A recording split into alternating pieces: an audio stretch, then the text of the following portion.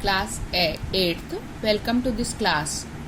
अभी तक हमने पिछले चैप्टर में वर्ण विचार पढ़ा था, जिसके अंतर्गत हमने हिंदी वर्णमाला में स्वर एवं व्यंजन के कितने भेद होते हैं ये सब पढ़ा था। आज हम शब्द विचार के विषय में पढ़ेंगे। वर्णों के सार्थक मेल को हम शब्द कहते हैं, जिसका कोई अर्थ होता है, यानी वर्णों के मेल से निर्मित सार्थक स्वतंत्र ध्वनि समूह शब्द कहलाता है।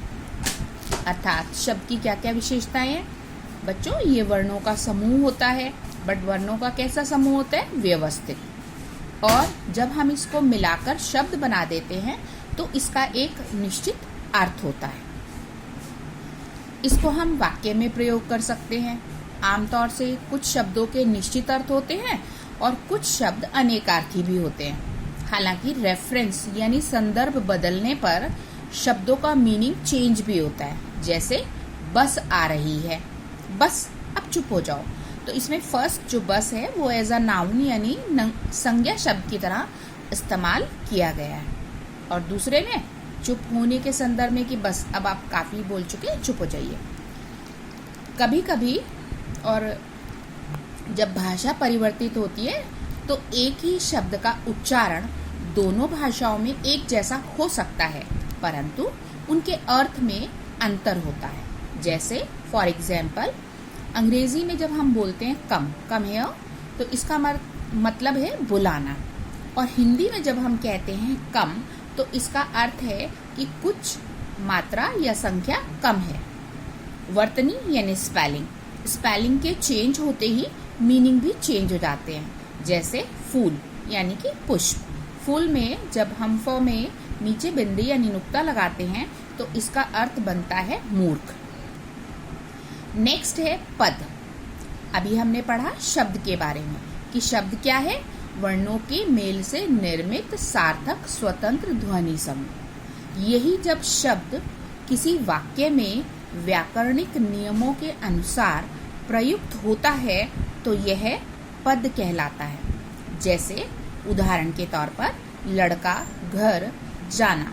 जब ये तीनों शब्द अलग अलग हैं तो ये शब्द कहलाएंगे, लेकिन जब हम इसको वाक्य में प्रयुक्त करते हैं और इसको इस प्रकार लिखते हैं लड़का घर गया, तब यह एक वाक्य बन जाता है। इस तरह से वाक्य में प्रयोग किए गए शब्द पद कहलाते हैं। अब हम पढ़ेंगे शब्दों के भेद। जितने भी शब्द हम भाषा के अंतर्गत प्रयोग में लाते हैं उन शब्दों को हम 4 प्रकार से देख सकते हैं, या 4 आधार पर उनका वर्गीकरण किया जा सकता है। इसमें पहला है रचना के आधार पर, दूसरा है उत्पत्ति के आधार पर, तीसरा है अर्थ के आधार पर, और चौथा है प्रयोग के आधार पर। अब हम इनके विषय में विस्तृत विवरण पढ़ेंगे।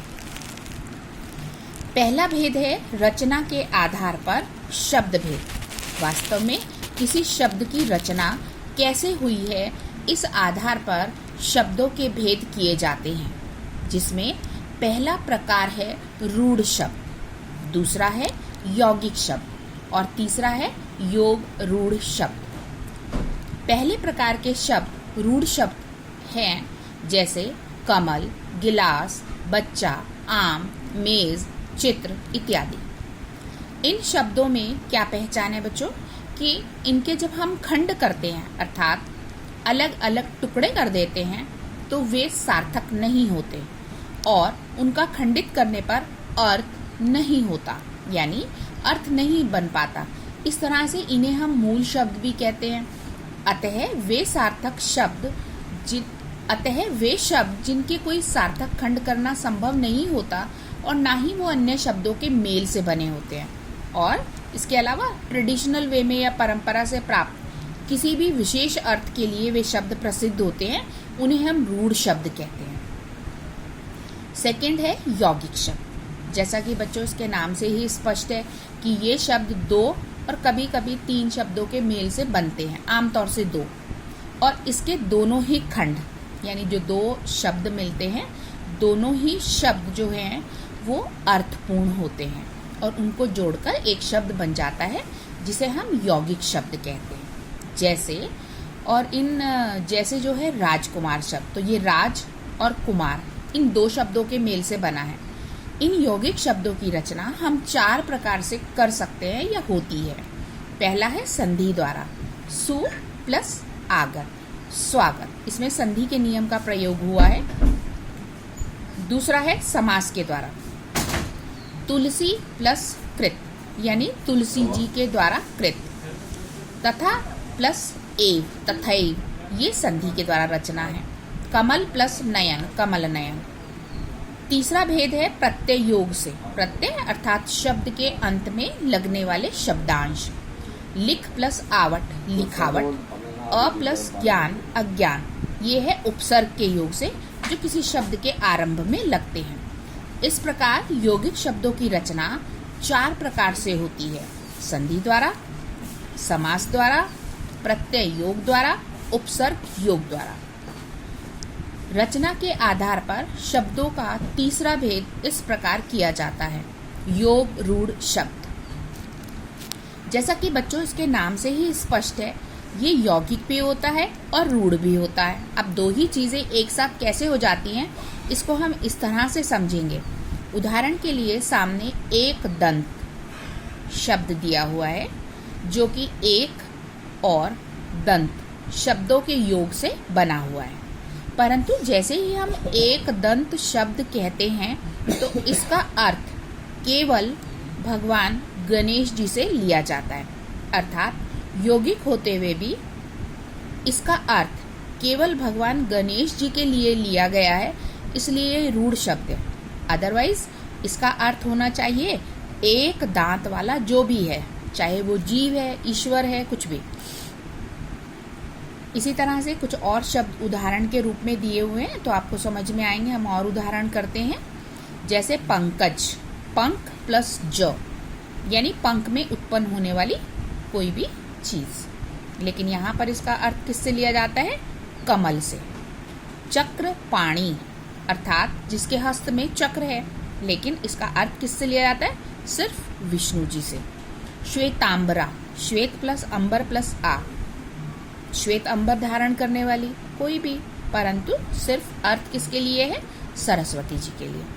पीतांबर, पीत प्लस अंबर, अर्थात पीले वस्त्रों को जो धारण करता है या जिसके पीले वस्त्र हैं, तो यहाँ अर्थ केवल कृष्ण जी से लिया जाता है। इसी तरह से नेक्स्ट वर्ड है गिरिधर, अर्थात गिरि को धारण करने वाला। यहाँ पर कृष्ण जी से ही अर्थ लिया जाता है। त्रिनेत्र में शिव से अर्थ लिया जाता है, अर्थात 3 नेत्र। इसके अतिरिक्त पंचानन, 5 आनन, अर्थात कार्तिकेय। दशानन, अर्थात 10 मुख हैं जिसके, अर्थात रावण। यानी कि 2 शब्दों का मेल, पंख प्लस ज, चक्र प्लस पानी, श्वेत प्लस अंबर प्लस आ, पीत प्लस अंबर, गिरि प्लस धर, त्रि प्लस नेत्र, पंच प्लस आनन, 10 प्लस आनन। यानी प्रत्येक शब्द यौगिक है, हर एक के अंदर 2 या 3 शब्दों का योग है, परंतु शब्द के अर्थ का जो अभिप्राय है वो केवल एक ही शब्द से लिया जाता है, एक ही व्यक्ति विशेष से लिया गया है, तो ये कहलाता है रूढ़, अर्थात योग रूढ़ शब्द। बच्चों, आई होप कि ये रचना के आधार पर शब्दों के जो 3 भेद किए गए हैं, रूढ़ शब्द, यौगिक शब्द, योग रूढ़ शब्द, आपको स्पष्ट हो गए होंगे। इससे आगे के जो 3 भेद हैं वो हम नेक्स्ट वीडियो में पढ़ेंगे। तब तक गुड बाय।